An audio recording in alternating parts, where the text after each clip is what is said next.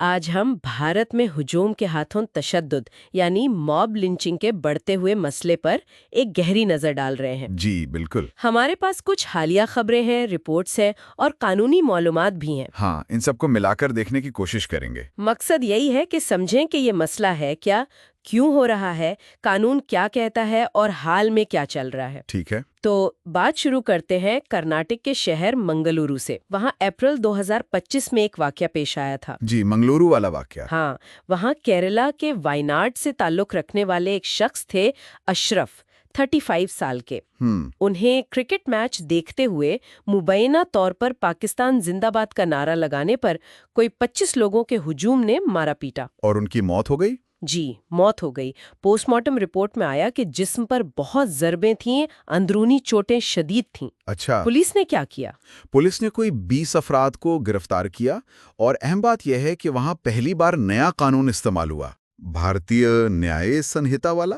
جی وہی، سیکشن 103(2) جو خاص موب لنچنگ کے لیے۔ یہ اہم پیش رفت ہے کہ نیا قانون استعمال ہوا۔ بالکل، اور غفلت پر 3 پولیس اہلکار معطل بھی ہوئے۔ لیکن مقامی سیاستدانوں کے بیان وہ تھوڑے متضاد تھے۔ کچھ تو اسے حادثہ کہہ رہے تھے۔ یہ تو ہوتا ہے۔ اچھا، موب لنچنگ کو اگر ہم تھوڑا سمجھیں، یہ ہے کیا بنیادی طور پر؟ ہاں، یہ بتائیے۔ دیکھیے، یہ ایک طرح کا گروہی تشدد ہے جو اکثر افواہوں کی بنیاد پر ہوتا ہے، یا کسی شک پر، یا پھر فرقہ وارانہ کشیدگی کی وجہ سے۔ اور نتیجہ مطلب شدید چوٹیں آ سکتی ہیں یا پھر موت بھی ہو سکتی ہے، جیسا منگلورو میں ہوا۔ اور بھارت میں اس کا تعلق کن چیزوں سے زیادہ نظر آتا ہے؟ زیادہ تر فرقہ پرستی، ذات پات، یا پھر آج کل سوشل میڈیا پر جو غلط معلومات پھیلتی ہیں اس سے جڑتا ہے۔ اس سلسلے میں ایک رپورٹ بھی ہے، centre for study of society and secularism یعنی CSS کی۔ اچھا۔ ان کے مطابق 2024 میں فرقہ وارانہ فسادات پچھلے سال کے مقابلے 84% بڑھے ہیں۔ 84%؟ یہ تو بہت زیادہ اضافہ ہے۔ جی ہاں، کل 59 فسادات ہوئے، جن میں 13 موب لنچنگ کے واقعات تھے، اور ان میں 11 اموات ہوئیں۔ 11 اموات؟ کن لوگوں کی؟ ان میں 9 مسلمان تھے، 1 ہندو اور 1 عیسائی۔ اوہ!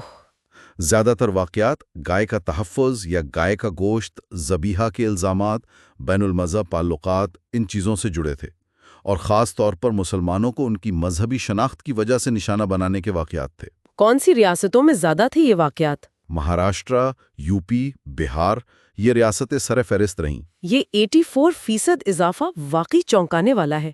منگلورو کے علاوہ بھی دوسرے واقعات ہوئے ہوں گے؟ جی بالکل۔ جیسے مئی 2025 میں بہار کے چھپرا میں ایک واقعہ ہوا، ذاکر قریشی کے ساتھ۔ ہاں، وہ بھی سنا تھا۔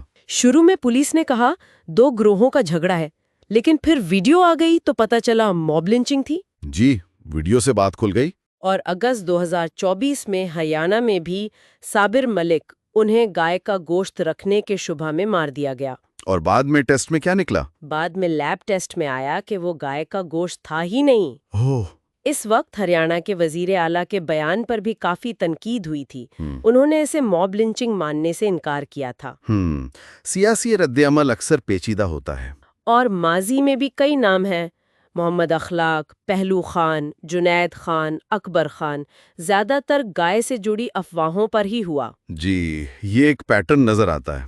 اچھا، قانون کی بات کریں تو اگر ایسا کچھ ہو تو FIR کیسے ہوتی ہے؟ ہاں، یہ اہم ہے۔ دیکھیں، متاثرہ شخص یا کوئی گواہ قریبی پولیس اسٹیشن جا کر تحریری شکایت دے سکتا ہے۔ اور پولیس کون سی دفعات کے تحت کیس درج کرتی ہے؟ عام طور پر IPC کی دفعات لگتی ہیں، جیسے 302 قتل کے لیے، 307 قتل کی کوشش، پھر فساد، غیر قانونی اجتماع وغیرہ کے لیے 147، 148، 149 اور 34۔ ٹھیک۔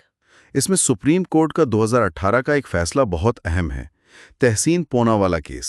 جی، سنا ہے اس کے بارے میں۔ کیا ہدایت تھیں اس میں؟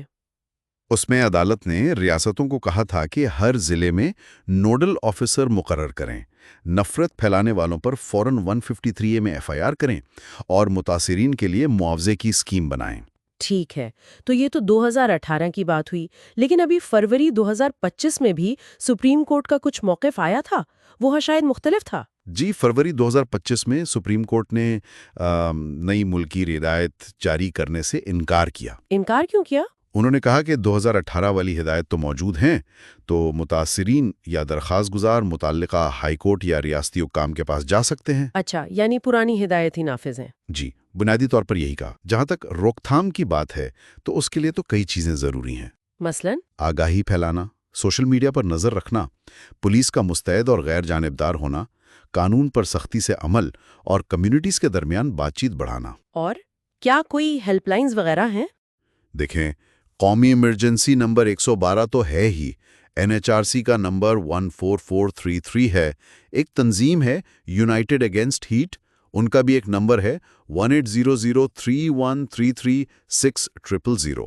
لیکن کوئی خاص موب لنچنگ کے لیے قومی ہیلپ لائن؟ 2025 تک کوئی ایسی مخصوص اپڈیٹڈ قومی ہیلپ لائن کا واضح نظام نظر نہیں آتا۔ یہ کمی ہے۔ اچھا، سیاسی رد عمل کیسا رہا ان واقعات پر؟ آپ نے ہریانہ کے وزیر اعلیٰ کا ذکر کیا۔ جی، رد عمل اکثر بٹا ہوا ہوتا ہے۔ منگلورو واقعے پر بھی بحث ہوئی۔ 2024 کے الیکشن کے بعد کچھ مسلم تنظیمیں جیسے جمعیت علماء ہند، جماعت اسلام ہند، انہوں نے کافی تشویش ظاہر کی ہے۔ کس بات پر؟ یہی کہ واقعات بڑھ رہے ہیں، خاص طور پر اقلیتوں کو نشانہ بنایا جا رہا ہے، گائے وغیرہ کے الزامات پر، اور انہوں نے سخت قانونوں اور فوری کارروائی کا مطالبہ کیا ہے۔ تو ان ساری باتوں کو دیکھیں تو کیا تصویر بنتی ہے؟ دیکھیں، تصویر تو یہی ہے کہ ہجوم کا تشدد ایک سنگین مسئلہ ہے بھارت میں، اور یہ جاری ہے۔ اور اس کی جڑیں؟ جڑیں اکثر فرقہ وارانہ کشیدگی اور افواہوں میں ہیں۔